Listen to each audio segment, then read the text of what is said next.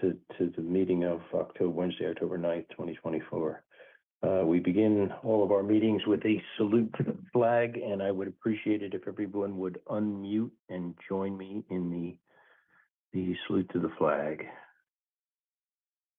Is everybody there? Anybody there? Yeah, we're here. Okay. We're ready. All right, let's go. I pledge allegiance to the flag of the United States of America, to the republic for which it stands, one nation, under God, indivisible, with liberty and justice for all. Thank you. Carol, would you do the roll call? Chairman Nolan. Here. Commissioner Abbey. Here. Commissioner D'Agostino. Here. Commissioner Vasquez. Present. Commissioner Yusta. Here.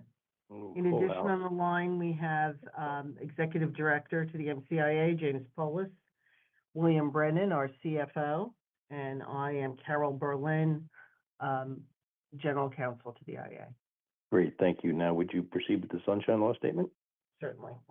This meeting today conforms with Chapter 231, Public Law 1975, called the Open Public Meeting Act, and as per the requirements of the statute, notification of the meeting was published in the Star Ledger and Home News Tribune and filed with the Clerk of Middlesex County.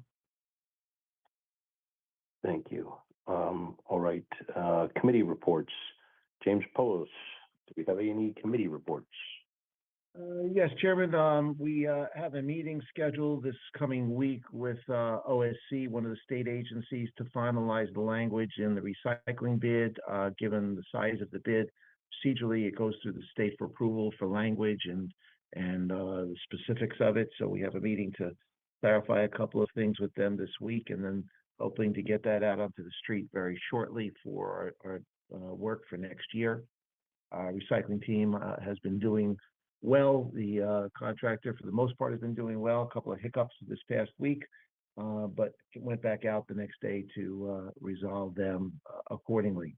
If you'd like, I can also give you an update a little on our projects. I would appreciate that. Certainly. So we'll start with North Brunswick. Train station project continues to move forward. We've had some very positive meetings with Enbridge, a gas company, as well as DEP, all of whom have issues and easements and other things that we need to resolve and work on for the project design. But real positive meetings with both agencies, and that is helping us move forward expeditiously. In New Brunswick, we're just awaiting a final sign-off on our funding agreement. We have concepts ready to proceed, and had some fruitful meetings with members of Transit. And again, once we have our funding agreement in place, we'll be full steam ahead with the project and making good progress with respect to that design and the concepts for that station. It's going to be a beautiful station, hopefully, once we complete all the work that's anticipated for it. The parking garage in New Brunswick, we're still continuing to park construction folks there. We're looking probably for maybe a mid-January start for some employees coming in to the facility to do some outpatient services, most likely at that point. So we are gearing up to be open and ready for all the integration of the technology necessary in order for that to be up and fully operational. And that's all I have. Thank you. All right, great. Jim, do we have any correspondence? No, we do not. Any old business? No, sir. Any new business? No, we do not. All right. Carol, I'm not going to ask you to read all 12 items. I think what I'm going to do is ask for a motion to proceed by consent agenda. Can you confirm that the agenda has been published? Yes. Okay. So since the agenda has been published, Carol, I'm going to ask for a motion to proceed by consent agenda. Can I get a motion? Motion to proceed. And a second, please. Yukna, second. All those in favor, aye. Aye. Aye. Aye. Anybody opposed? All right, then we will proceed by consent agenda. so you won't have to read all those. Can I get a motion to approve the minutes of the agenda session and regular meeting of September 11th? Motion, Paul. Christine. And a second, Paul? Second. All those in favor, aye? Aye. Aye. Aye. Anyone opposed? So that will carry. Now we will open for public comments on resolutions. Is there anybody from the public, Charlie, if you're there, or anyone else is out there? We Please, do have a hand up. I'll be allowing them to talk now. Okay, thank you. Please identify yourself and where you're from. Good evening, Chairman. You guessed correctly. It's Charlie Cradaville, New Brunswick today. How are you? Good, welcome, Charlie. How are you? I'm good, thanks. Charlie, I wanted to ask were you able to access the agenda? Yeah, I have it up in front of me. Okay, all right. I just don't want you to be at a disadvantage. Thank you. I appreciate that. I wanted to ask about 8B, the audit. Is there any findings in the audit?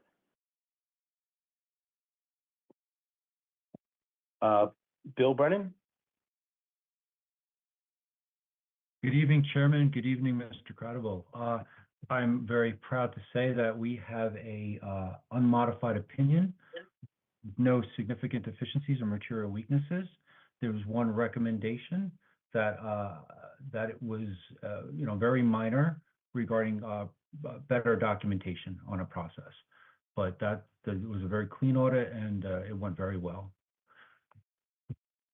Okay, good to hear. And I presume once approved, this will be added to the authority website for public review? Yes, sir. Okay. On the budget items, I wanted to ask how these individual sort of project or division budgets interface with the main budget document.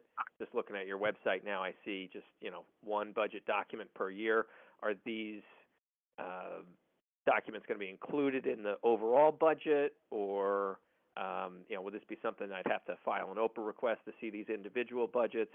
What's the relationship between the main budget document and these individual items? Chairman, with your permission, may I please answer? Yes, please. You have the floor. Mr. Credible, that's an excellent question. Everything will be published in the budget. Hopefully, will be approved by the DCA. Everything will be siloed, and I would think everything should make sense. Of course, if you have any questions, you can reach out to me directly, or we're happy to give you any information that you need, sir. Terrific. Thank you for that offer. I will look it over and certainly reach out if I have questions. On the SAGE grant application, can you tell me what, or I guess two different SAGE grant applications, can you tell me, are these both for the Middlesex College area, and what specifically are you applying for? Let me just, with your permission, Mr. Credible, let me just ask my Executive Director, James Polis. Jim, would you like to handle this one, or would you like me to talk about it? Absolutely. You're correct, Charlie. They are both for that project. The $8.5 million is towards some of the recreational elements, and the $5 million are towards some of the educational components. As you know, there's going to be an educational component, student center, and other aspects to that project in addition to the recreational facilities. Got it. Thank you. Yeah, I do have a comment to make on that. I know I read some troubling things in the college newspaper. It's called Quo Vadis, and it's available online at quovadisnewspaper.com. And just on the Thomas Edison Park, I understand at least one of the athletic teams at the college has had their season canceled as a result of the closure of the park, which I view as a premature closure, given that there hasn't been construction activity, and the National Park Service only recently signed off on this athletic complex. I, take issue with this, similar to the situation with the Lincoln Annex School. Displacing people and disrupting programs is not a good thing. If you can avoid it, you should. And I'm concerned about how the college and the county has approached this destination athletic complex project, and I would encourage everybody to check out the coverage in the Quo Vadis newspaper online. The most recent article I'm reading was just yesterday, track and field. Track coach's contract not renewed due to track and field cut. And, something doesn't add up here. I don't quite know what the real story is, but I think it's very unfortunate that this effort to build a destination athletic complex at the college campus has effectively harmed some of the students that want to do athletics. And I understand change is hard, and you always have to, you always have to have some level of disruption when you're doing a big project, but it seems like the county has really mishandled this, and in particular the athletic department. So I encourage you all to read that article and others about this situation, and do what you can to right this wrong, because it certainly sounds like some students are getting the short end of the stick here. And just if I could get some clarity on that 8K resolution, when you say educational infrastructure, what exactly is that? That would be for the college, or is this for the magnet school, or both?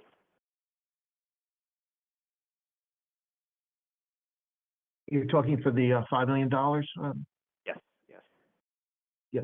For there are educational components to that whole project, as I mentioned before, Charlie.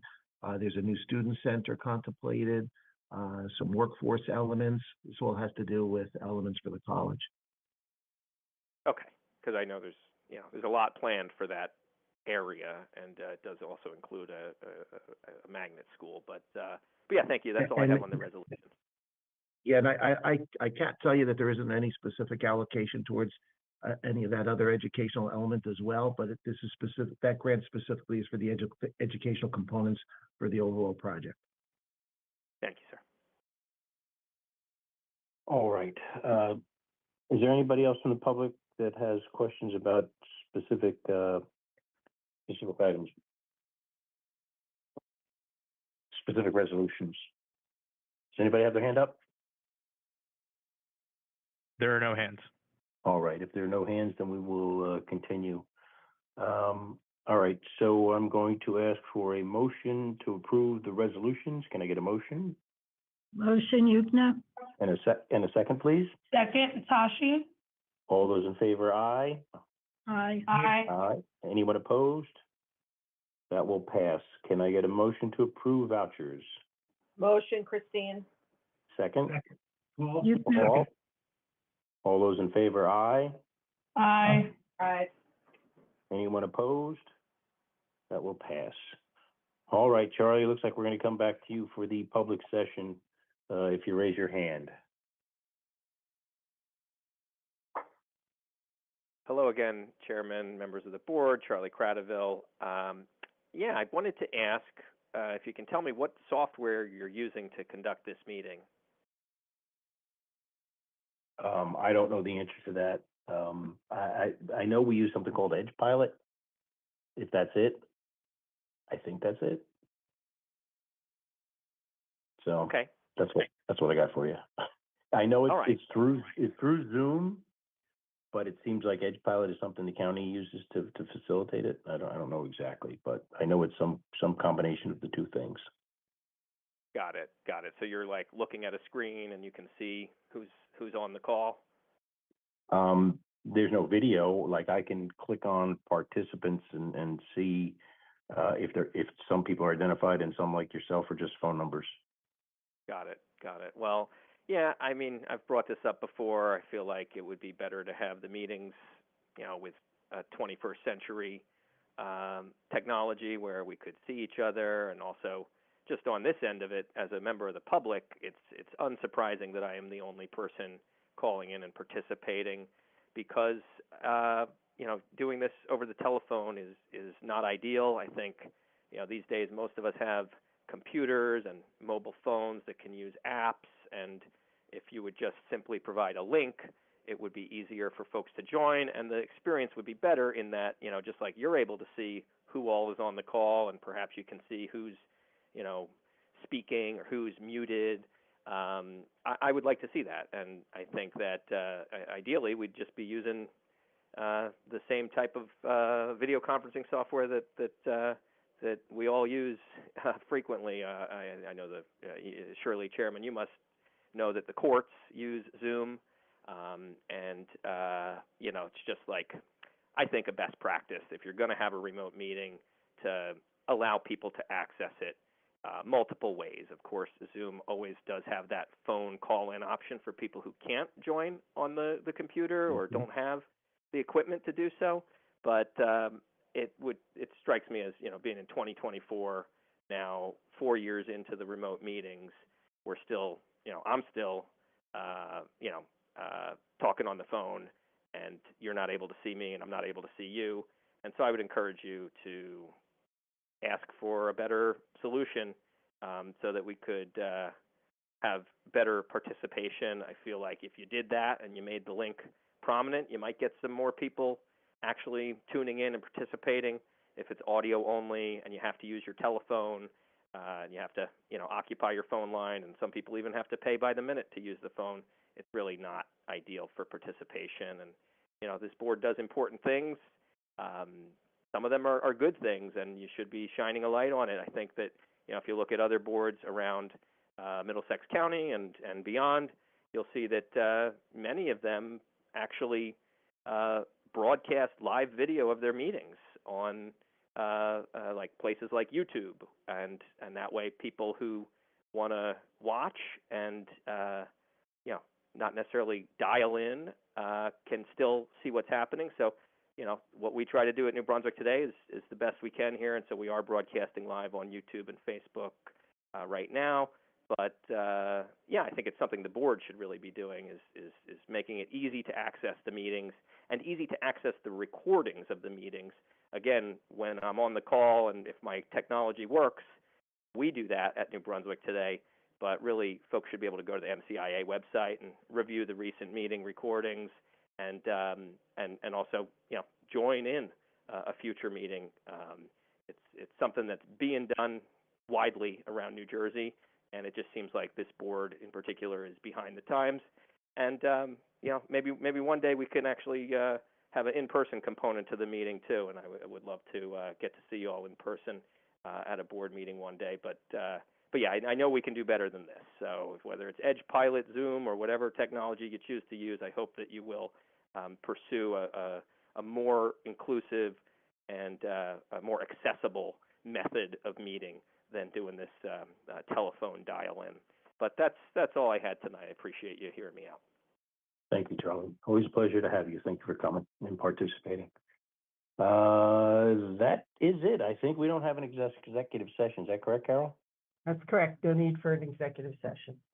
Okay, I know it's going to be tough, but can I get a motion to adjourn? Motion, Yukna. And a second. Second, Christine. All those in favor, aye?